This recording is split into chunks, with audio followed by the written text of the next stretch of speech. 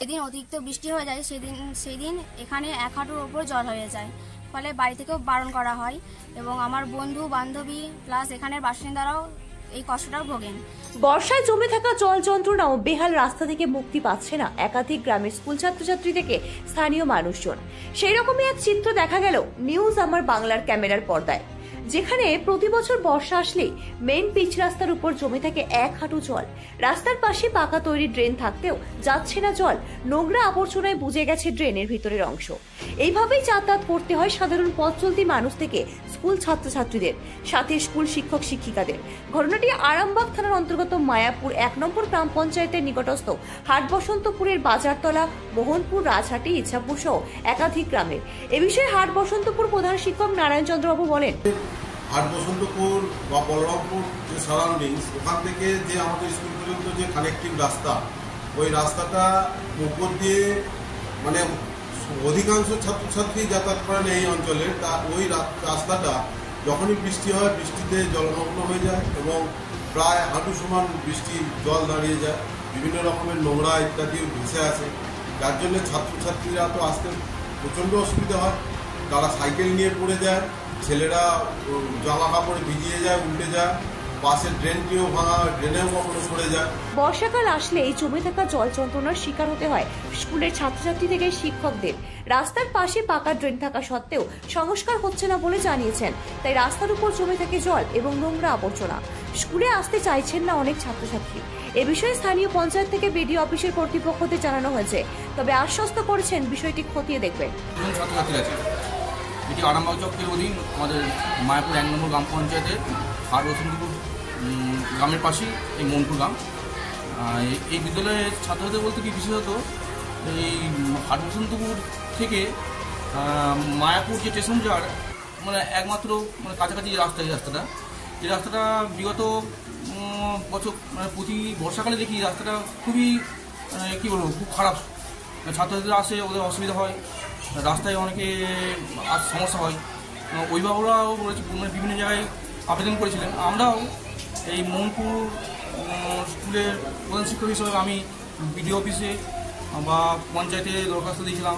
অন্যদিকে বলরামপুর থেকে রাজহাটি ও মোহনপুর গ্রামের বেহাল রাস্তার চিত্র, যেখানে লাল মাটি থেকে কাদা মাটিতে রূপান্তরিত হয়েছে। ছোট বড় গর্তে ভরে গেছে গোটা রাস্তা, যাতায়াত করতে পারছেন না গ্রামের সমস্ত মানুষজন।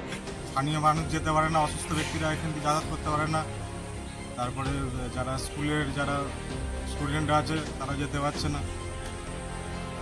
এইটা নিয়ে স্থানীয় প্রশাসন আমাদের মায়াপুর 1 নম্বর পঞ্চায়েতে অনেকবার অভিযোগ করা হয়েছে, রাস্তাটা যাতে হয় কংক্রিটভাবে যাতে হয়।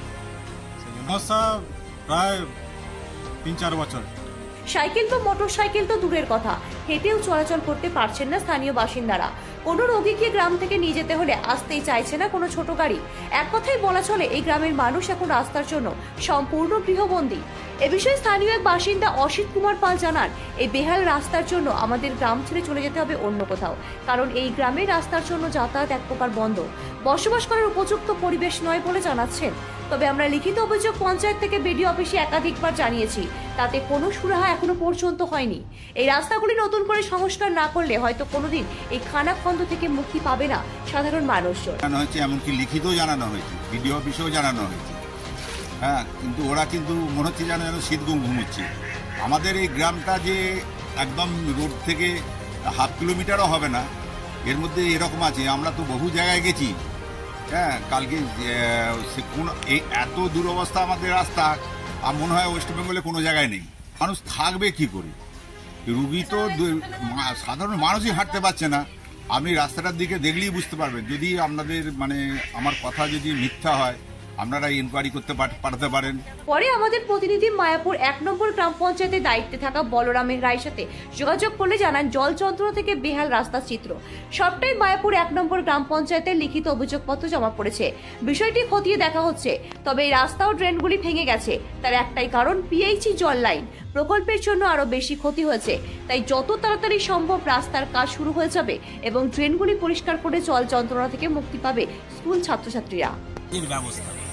ড্রেনেজ ব্যবস্থাটা ভালোই ছিল, কিন্তু কিছুদিন যাবৎ আমাদের যে পিএইচই পাইপ লাইন হয়েছে, পিএইচই পাইপ লাইন হওয়ার কারণে ড্রেনটাকে তারা ভেঙে দিয়ে চলে যায়। আমরা বারবার পিএইচই দপ্তরে গিয়ে ইঞ্জিনিয়ারের কাছে আবেদন করি যে যেহেতু ওখানে স্কুল আছে, জল জমছে, আপনারা অন্তত ড্রেনটা ঠিক করে দেন। দেখছি তারা রাস্তার ধারে পাইপ লাইন নিয়ে যাওয়ার কারণে আমাদের ড্রেনেজ ফেনেজ রাস্তা ফাস্তা সব ভেঙে দিয়ে তারা চলে গেছে। আমরা বারবার ইঞ্জিনিয়ারের কাছে আবেদন করেও এখনও তার সুফল পাইনি। সেই কারণেই আমাদের একটু অসুবিধা হচ্ছে। তোমরা চলছে, যদি পিএইচই দপ্তর না করে দেয় আমরা পঞ্চায়েত থেকে সেটা ব্যবস্থা নেব।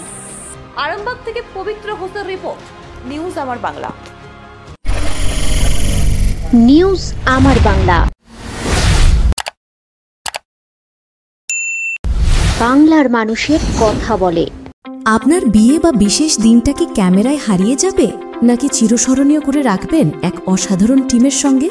আসছে পবিত্র ইভেন্ট ম্যানেজমেন্ট, যেখানে সাজ, স্টাইল, ফটোগ্রাফি সব একসাথে। ডিএসএলআর-এ ফুডশ্যুট, ডেকোরেশন, মহিলা ক্যাটারিং, ডিজে, ফুল সেটআপ সব আমরা করব একদম আপনার মনের মতো প্রফেশনালভাবে। বুকিং শুরু হয়েছে।